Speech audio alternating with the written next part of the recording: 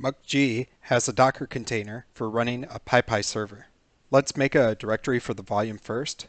We'll put it in the temp directory, and then we'll use our directory in the volume mapping right here.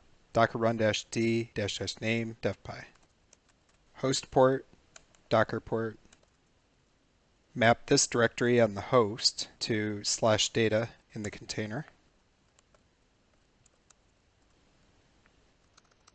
Okay, now if it's running, it should be on localhost 3141. And there it is. Let's make a virtualenv and point it at this devpi.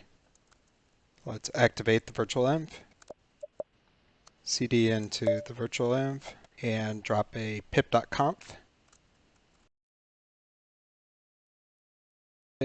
Pip list. We have just a few things. Let's install requests.